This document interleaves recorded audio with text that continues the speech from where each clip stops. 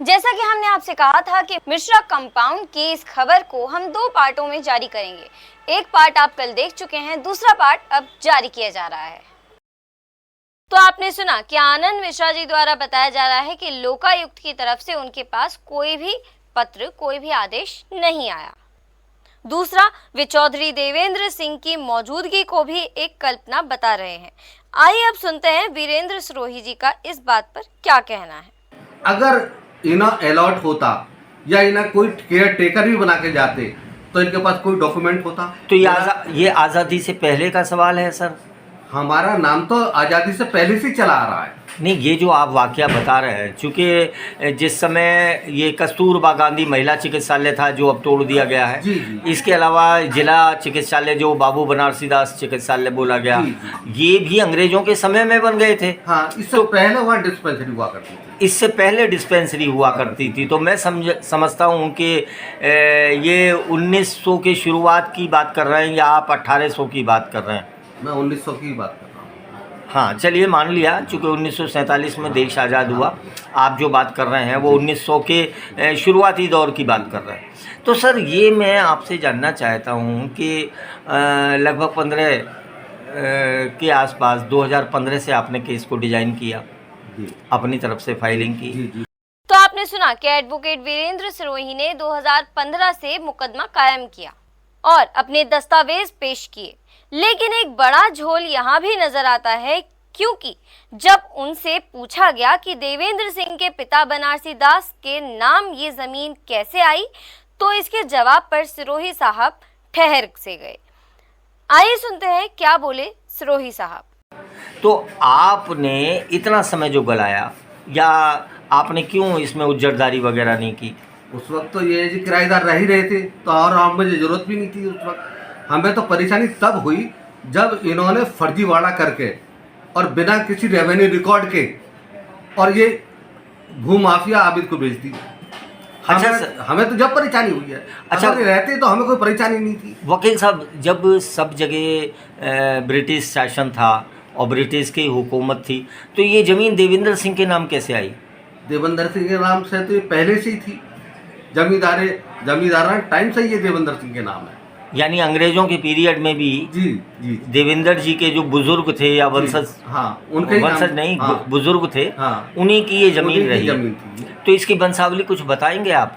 देवेंद्र सिंह के फादर, देवेंद्र सिंह के फादर की तो मैं बता सकता हूँ, और ज़्यादा मुझे वंशावली तो ज़्यादा पता नहीं है। अच्छा।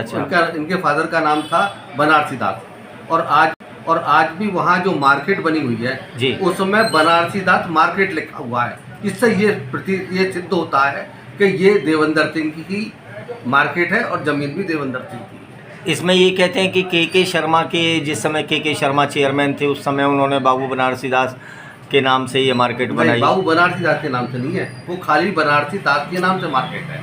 अगर बाबू बनारसी दास के नाम से होती तो उनके नाम से होती। अच्छा, एक बड़ी बात और आती है वकील साहब, आप उसको सॉल्व कर सकते हैं। ये जो रकबा बताया जाता है, ये लगभग 54 बीघे का रकबा बताया जाता है, और जिस ज़मीन पे आपने केस किया है या मिश्रा बंधु काबिज हैं, ये मेरे ख्याल से बहुत कम है, 7-8 बीघे है, कितनी है? ये इन्होंने 400 वर्ग गज का बैनामा किया है।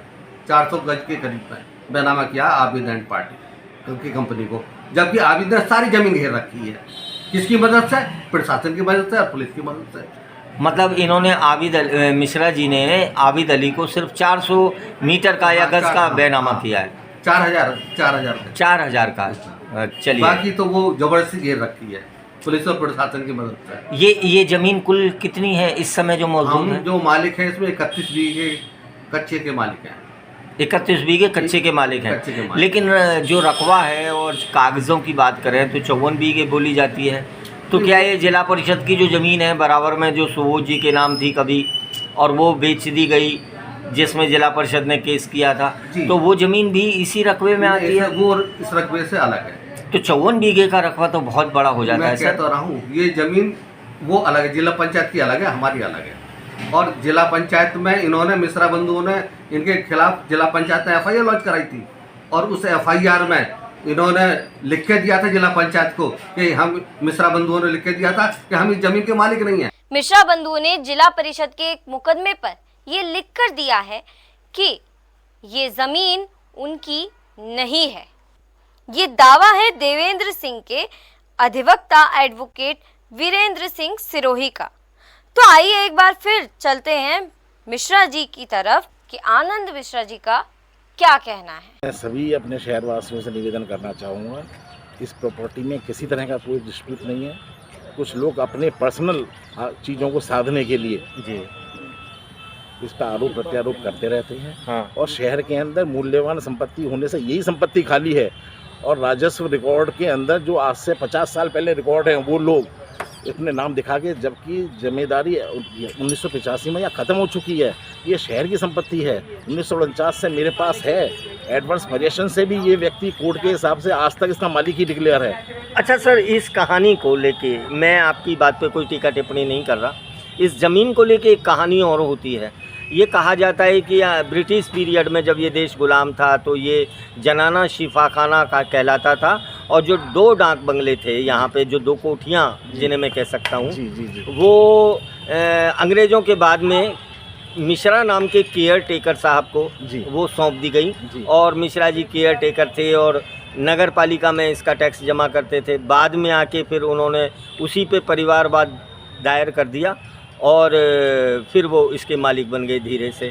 तो क्या मिश्रा जी के नाम का बैनामा आपने देखा, उनको किसने किया? बैनामा तो मेरे पास नहीं है, लेकिन मेरे पास पेमेंट की रसीदें, सरकारी डिपार्टमेंट की रसीदें, वेल्थ टैक्स में 1944 के अंदर इस प्रॉपर्टी का असेसमेंट मिश्रा जी के पूर्वजों के नाम, हाँ और सुप्रीम कोर्ट से जो जजमेंट आया है 802 वर्ग गज को खाली करने के लिए, उसके हदूद में मैं विराजमान हूँ। मिश्रा जी की ये कोठी उस दिन से विराजमान है। मैं अपने दर्शकों से ये कहना चाहता हूँ कि जो हमने अभी बात आपके सामने रखी, ये हमने जनचर्चाओं के आधार पर रखी।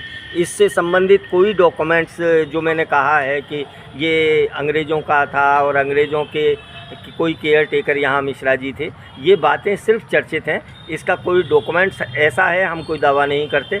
तो सुना आपने कि आनंद मिश्रा जी का कहना है कि वे काबिज हैं, मगर कोई बैनामा या जमीन का मालिकाना हक का कोई दस्तावेज उन्होंने नहीं देखा। आगे उन्होंने कहा, कि शहर की किसी भी संपत्ति के अंदर जो एक नियम है, जो वो आबादी क्षेत्र में आ चुकी है, जी जी, तो उसमें किसी तरह का कोई जमींदारी एक्ट या कोई चीज़ लागू नहीं होता। बराबर। आप रेवेन्यू रिकॉर्ड में सन 1932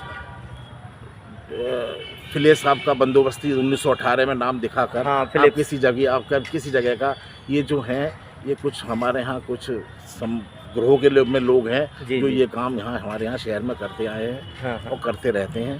मैं उन न्यायालय ने कभी उनका सपोर्ट नहीं किया, न्यायालय का कोई ऐसा जजमेंट उनके नहीं आया, लेकिन यथाकथित करके छोटा मोटा कहीं कोई स्टे लेकर सब लोगों को तंग करते हैं। 100 200 गज की ज़मीनों को परेशान करते हैं। अधिक प्रॉपर्टी यहाँ होने की वजह से ये पिछले 7-8 साल से, जी हाँ, इससे पहले ज्ञानेश नाम के व्यक्ति ने भी मेरे पास ऐसी FIR की, जिसके अगेंस्ट में FR मेरी एक्सेप्ट हुई, और उनका 156 भी एसिनेट हुआ। मैं ये नहीं समझ पा रहा हूँ कि ये देवेंद्र जी की है, ज्ञानेश जी की है, सुबोध जी की है। मेरे पास इतने मुकदमे, इतने नोटिस हैं, और मैं इस संपत्ति ये नहीं समझ पा रहा कि कौन मालिक है। अगर उसके अंदर 126 लोग मालिक हैं, नाम चढ़ा हुआ है, सभी लोग मालिक हैं फिर इसके। बराबर। अगर ऐसा है तो होता है मालिकाना हक। किसी भी चीज़ के अंदर जो 55 बीघे जगह है, जब तक पूरे बंदी से कोई चीज़ नहीं खुली हुई है, तो उसके आप पूरा पश्चिम के हिसाब से अपने राइट्स को नहीं दिला सकते। मैं इस संपत्ति पे पिछले 100 साल से काबिज हूँ जी। 1949 से सरकारी रिकॉर्ड में मेरा नाम है, असेसमेंट मेरे नाम में है, सब चीज़ें मेरे नाम में है। नियम के तरीके से स्टाम्प दे के मैंने सबको खरीदा, बेचा, सब चीज़ें। Development authority, ASI, archaeological survey of India से मैंने इसकी NOC ली है। वहाँ सब पेपर्स देखे जाते हैं, सब चीज़ें की जाती हैं। वहाँ की लीगल सेल आती है, SDM साहब खुद आके नाप तोल करके रिपोर्ट करते हैं कि संपत्ति कहाँ है। नहीं, ये बात तो है कि जहाँ से भी बात आती है, इसके केंद्र बिंदु में आनंद मिश्रा जी का ही नाम आता है। नाम नहीं, अब या तो वो आपका टैलेंट है ये आपकी मेहनत जी है? नहीं, टैलेंट नहीं है कुछ भी, ये सच्चाई को केवल सामने रखने की चीज़ है जी। सच्चाई को कुछ लोगों को समझनी पड़ेगी, लालच से बाहर आना पड़ेगा और किसी तरह की कोई चीज़ नहीं है। चलिए, आपने हमको समय दिया, और कोई बात हमको बतानी हो तो बताइए। बस लास्ट में हमें कौन कौन से डॉक्यूमेंट्स आप उपलब्ध करा रहे हैं? मैं आपको इसके अंदर जो 156(3) देवेंद्र जी ने डाली है उसका रिजेक्शन, उसका परिवार में ट्रांसफ़र, जिसमें 4/9 की तारीख आगे के लिए नियत है, और जो अभी इनके अंदर जो स्टे की एप्लीकेशन मांगी इन्होंने, वो जो वैकेंट ऑर्डर है उसका वैकेंट ऑर्डर,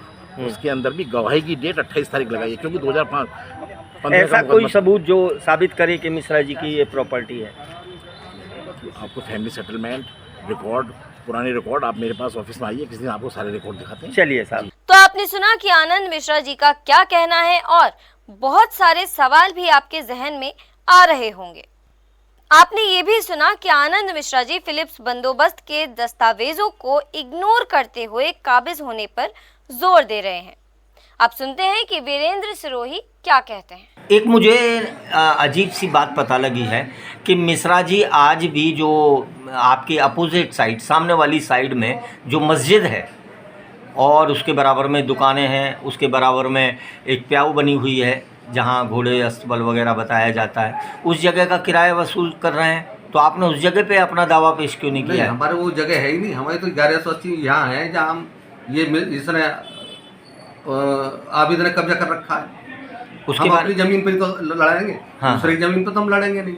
दूसरी बात ये, अगर उधर जमीन, ये बैनामे की जो हदूद खुली हुई है वो गर्ल्स इंटर कॉलेज और वो जो क्या नाम है इसका, अस्तबल वगैरह जो है, हाँ इधर का बैनामा किया है इन्होंने, और काफी जो वहाँ है, ये आप देखिए इसके बैनामे की हदूद जो है हाँ। वो यहाँ की है, इंटर कॉलेज की। आपके पास वो बैनामा है? हाँ, बैनामा है मेरे पास। क्या आप हमें देंगे उसको? बिल्कुल, उसी कॉपी मैं आपको उपलब्ध करा दूंगा जी, मैं उपलब्ध करा दूंगा जी। यहाँ हम अपने दर्शकों को बता दें कि इस इंटरव्यू के बाद एडवोकेट वीरेंद्र सिरोही ने हमें देवेंद्र सिंह का फोटो उपलब्ध कराया था, जो बार बार हम आपकी स्क्रीन पर भी आपको दिखा रहे हैं, लेकिन उन्होंने अन्य कोई भी दस्तावेज इस कार्यक्रम के जारी होने तक हमको नहीं दिया। लेकिन आइए सुनते हैं कि आगे एडवोकेट वीरेंद्र सिरोही क्या कहते हैं। जी, अच्छा, देवेंद्र सिंह जी की जो बात है, देवेंद्र सिंह के बारे में कहा जाता है, मैंने अभी सीए मिश्रा जी से बात की, आनंद मिश्रा जी से, तो उन्होंने कहा है देवेंद्र नाम का कोई आदमी नहीं है, ये एक कभी सामने नहीं आते हैं, ये तो एक दिव्य आत्मा है। अगर ये सामने आ जाए तो तुम तो, हमें तो ये डर है कि तुम मार न डालो। आबिद कोई भूमाफिया है, वो हल्का फुल्का आदमी नहीं है। ये तो लड़ाई एक हाथी की और एक चूहे की है। हम ये तो चूहा है देवेंद्र सिंह, बहुत गरीब आदमी है, और आबिद भूमाफिया है, तो कैसे आमने सामने आ जाए? कल को मर्डर हो गया देवेंद्र सिंह का, कौन जिम्मेदार होगा? बिल्कुल बिल्कुल। उनका ये भी कहना है कि हमने कल हम मौके पे गए थे, हमने चौकी इंचार्ज जो हैं लला बाबू, उनको अपना बयान दर्ज कराया है। हम मौके पे भी गए हैं और मौके पे दिखाया कि ये जमीन मेरी है, और पुलिस ने रिकॉर्डिंग भी की उसकी। अच्छा, पुलिस ने रिकॉर्डिंग की है? रिकॉर्डिंग कल देवेंद्र सिंह पुलिस चौकी गए थे। आज तक देखा देवेंद्र सिंह जी को हमने भी नहीं है, तो क्या आप हमारी मुलाकात कराएंगे देवेंद्र सिंह? बिल्कुल करा देंगे आपकी मुलाकात। चलिए, अब मेरा अगला सवाल ये है साहब कि उन्होंने ये आरोप लगाया है कि आपके पास भी कोई ये सबूत नहीं है कि ये ज़मीन आपकी है।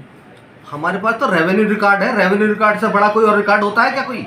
जी, हमारे पास तो रेवेन्यू रिकॉर्ड है, खेवट है, खतौनी है हमारे पास, इससे बड़ा सबूत क्या है? और मिश्रा बंधुओं के पास कुछ भी नहीं है। अरे वही कहते हैं दादा लाई में, अरे दादा लाई रिकॉर्ड कहाँ है तुम्हारा? दादा लाई नगर पालिका, क्या नगर पालिका तो बात बनी है, तुम एज ए किराएदार उसमें दर्ज हो, और नगर पालिका तो मालिक थोड़ी बना देगी, रेवेन्यू रिकॉर्ड हमेशा मालिक बनाता है। सीए आनंद मिश्रा ने हमसे बातचीत की थी, उन्होंने ये कहा कि ये जो सारे दस्तावेज हैं और आपको दिखाए जाते हैं, इनका कोई आधार नहीं है, और अगर देवेंद्र जी हैं तो वो सामने क्यों नहीं आते? नहीं, देवेंद्र सिंह आते हैं, अदालतों में भी आते हैं, तारीख पे भी आते हैं, और कल भी वो पुलिस के सामने पेश हुए थे। पहले भी एक दफ़े COCT के यहाँ आए थे वो, और उन्होंने पहले भी बयान दर्ज कराए अपने। उन्होंने एक आरोप और लगाया कि देवेंद्र सिंह रहने वाले ग्वालियर के बताए जाते हैं, लेकिन इनके आधार कार्ड पे जो नंबर शो होता है वो बुलंदशहर का होता है। इसका क्या कारण है? इस वक्त तो यहीं रह रहे हैं बुलंदशहर में, तो काफ़ी सालों से रह रहे हैं आप। अपनी जमीन की लड़ाई लड़ेंगे तो कहाँ ग्वालियर से आएंगे या कहीं और से आएंगे? जी जी जी। अब तो बुलंदशहर में ही रहते हैं, बुलंदशहर से अपनी लड़ाई लड़ रहे हैं। दो वक्त इसलिए रहते हैं कि ये लोग मरवाना हैं उनको। आपको शक है? बिल्कुल हमें शक है कि आबिदन पार्टी इनको मरवा भी सकती है और धमकी भी दी है पहले जान से मारने की। तो उसकी कोई FIR वगैरह आपने करवाई? FIR हमारी आज तक दर्ज नहीं हुई है। तो लोकायुक्त महोदय का बड़ा धन्यवाद अदा करते हैं। पहले हमने DM साहब को भी शिकायतें दी हैं, SSP साहब को भी शिकायतें दी हैं और शिकायतों में लिख दिया जाता है कि तुम्हारा सिविल का मामला है, इसलिए हम कुछ नहीं कर सकते। पूरे में फर्जीवाड़ा चल रहा है, सब बात हो रही है, कोई FIR दर्ज करनी तैयार नहीं है। मिश्रा जी ने एक बात और कही है कि लोकायुक्त का जो ये लेटर आप बता रहे हैं ये सब फर्जी है, ऐसा कुछ लेटर वहाँ से जारी नहीं हुआ। अगर लगता है मिश्रा बंधुओं को ये फर्जी है तो जाके हमारे खिलाफ FIR लॉन्च कराए ना, क्या दिक्कत आ रही है? लोकायुक्त से पूछे कि असली है कि फर्जी है। मुझसे CA साहब कहने से थोड़ी कुछ हो जाता है। मुझसे CA साहब आनंद मिश्रा जी की बात ये लोकायुक्त से लेटर सीधा SSP महोदय बुलंदशहर के पास आया है, तब ये हमारी शिकायत दर्ज की गई है। वो तो हमने भिजवा नहीं दी लोकायुक्त महोदय से। एक कॉपी हमें मिली है, एक कॉपी सीधी वरिष्ठ पुलिस अधीक्षक बुलंदशहर को आई है। इसके बाद में उपरांत हमारी ये FIR दर्ज की गई है। एक बात और आती है कि ये श्री देवेंद्र जी जो हैं और दूसरे जो जिला परिषद से जीते हैं सुबोध कुमार एडवोकेट, शंभुदत्त जी, तो ये भी कहा जा रहा है कि बस ये किसी तरह से जुगाड़ से अपना नाम दाखिल इसमें दर्ज करा लिया गया और ये ज़मीन तो सरकारी है। ये इसमें कितनी सच्चाई है? ये सुबोध कुमार से जिला पंचायत का सुप्रीम कोर्ट तक मुकदमा चला है। हाँ। सुप्रीम कोर्ट ने इन्हें बहुत कम रकबा दिया गया है, उससे ज़्यादा रकबा ये सुबोध कुमार ही बेच चुका है। इसके खिलाफ भी कानूनी कार्रवाई होनी चाहिए। आप अधिवक्ता हैं और शायद इस भाषा को ज़्यादा, मैंने भी वो डॉक्यूमेंट्स देखा और मैंने भी सुना कि उसमें 803 दरा लिखा हुआ है। जी। तो दरा क्या शब्द है सर? हमने तो पढ़ा नहीं। 803 मीटर है वो, 803 मीटर इसको अलर्ट हुई है सुबोध कुमार को। नहीं, शुरू में दरा लिखा हुआ है। दरा क्या मापन का कोई? मुझे तो नहीं मालूम, इस बारे में ज़्यादा नहीं जानता कि दरा क्या, लेकिन मैं कह रहा हूँ 803 अलॉट हुई थी सुबोध कुमार को, इससे ज़्यादा ये बेच चुके हैं सुबोध कुमार। ये तो 8000 बताते हैं। 8000 कहाँ दिखाए ना सुप्रीम कोर्ट का, वो मेरे पास एंट्री है उसकी। जी, अब इसमें आपको क्या उम्मीद है सारे केस में? मैं ये उम्मीद ये है कि प्रशासन, पुलिस प्रशासन निष्पक्ष जांच करेगी और चूँकि हमारा केस सही है तो ये सब जेल में होंगे जितने भी हैं ये फर्जीवाड़ा करने वाले। एक पक्ष इसमें और उभर के आता है कि इस ज़मीन से, इस प्रॉपर्टी से 200 मीटर की परिधि में 2 राष्ट्रीय संपत्तियां हैं और राष्ट्रीय संपत्ति के मामले में कहा जाता है कि कोई निर्माण कार्य नहीं हो सकता, कुछ ऐसा बड़ा काम नहीं होगा। एक तो अंग्रेज़ों का कब्रिस्तान है, दूसरा हज़ीरा बना हुआ है एक तरफ। तो क्या ये कभी बसावट हो पाएगी? बसावट तो होगी जब इसकी ज़मीन है, अभी ये फर्जी कर रहे हैं। दूसरी बात एक और भी इन्होंने पुरातत्व, ये बताते हैं पुरातत्व से इन्होंने कोई पुरानी बिल्डिंग, जो हमारी पुरानी बिल्डिंग थी, ये पुरातत्व से परमिशन ली है। इन्होंने कोई पुरातत्व से परमिशन नहीं ली। और आपको तारीफ एक बार बताते हैं आपको, इसमें सबसे बड़ा जो अहम रोल है वो CA है, जो मिश्रा CA है, उसकी सारी गड़बड़ी है। वो ही प्रोटेक्ट कर रहा है इसको, आबिद को। और यहाँ 2 नक्शे पास करा रखे हैं बिना, आप अगर बेनामा कराया, आपने दाखिल खारिज क्यों नहीं कराया अपना? बिना दाखिल खारिज के ही आप जमीन काट रहे हो, नक्शा पास करा लिया। आपको दाखिल खारिज कराना चाहिए था, इसके बाद में आप नक्शा पास कराते। इसका मतलब आपने बिना दाखिला अवैध तरीके से नक्शा पास कराया है। आपको अधिकार नहीं है और ना ही इनको नक्शा पास करने का अधिकार है। अब क्या गड़बड़ी करी है ये आप भी समझ सकते हैं, आप पत्रकार हो, कि कहाँ क्या क्या चलता है। तो आपने इस संबंध में BKDA को पार्टी बनाया? हाँ, पार्टी ने BKDA को पार्टी नहीं बनाया, लेकिन BKDA से हमने एप्लीकेशन दी थी कि इनका नक्शा पास ना किया जाए। लेकिन इसके बावजूद भी किस प्रेशर से, किस तरीके से इन्होंने नक्शा पास किया, इसमें मैं कोई ज़्यादा कमेंट्स करना नहीं चाहता। चलिए, और कुछ कहना चाहते हैं हमारे? बस यही कहना चाहता हूँ, इस प्रशासन से, पुलिस प्रशासन से सबसे निवेदन है कि इस गरीब आदमी को न्याय मिल जाए और इसकी ज़मीन इसको वापस मिल जाए। तो ये थे एडवोकेट वीरेंद्र सिरोही। एक कहावत तो आपने जरूर सुनी होगी कि दाल में कुछ ना कुछ काला जरूर होता है, लेकिन इस प्रकरण में इतने झोल हैं कि यहाँ तो पूरी दाल ही काली नजर आ रही है, क्योंकि मिश्रा बंधुओं ने आबिद अली और आनंद मिश्रा आदि को जो संपत्ति बेची उसका दाखिल खारिज अभी तक नहीं हुआ है। तो अब सवाल ये भी बनता है कि दाखिल खारिज करते समय बुलंदशहर विकास प्राधिकरण ने इसका नक्शा कैसे पास किया और बाहर की जमीनें किस आधार पर बेची गईं। दूसरी ओर एडवोकेट वीरेंद्र सिरोही का आरोप सुबोध गर्ग की तरफ भी है, जिन्होंने 803 दरा मीटर के आदेश पर 8000 मीटर से अधिक जमीन बेच डाली। उस मामले को हम आगे आपको बताएंगे। बहरहाल मिश्रा कंपाउंड से जुड़ा ये मामला किस तरफ जाता है, इसमें कहां-कहां मोड़ आते हैं, देखना बाकी है। जहां तक हमारे विश्लेषण की बात है, हम किसी को भी अभी इस जमीन का मालिकाना हक नहीं बता सकते, क्योंकि हो सकता है कि ये जमीन सरकार की हो। बहरहाल ये फैसला न्यायालय ही करेगा। अभी के लिए हमारी इस कवरेज में इतना ही। तब तक के लिए इस खबर को ज्यादा से ज्यादा शेयर करिए, लाइक करिए, अपने विचार सुझाव कमेंट्स में जरूर लिखिएगा। चैनल को सब्सक्राइब कर लीजिए। देखते रहिए वह हेडलाइन। मैं नंदिनी नागर, नमस्कार।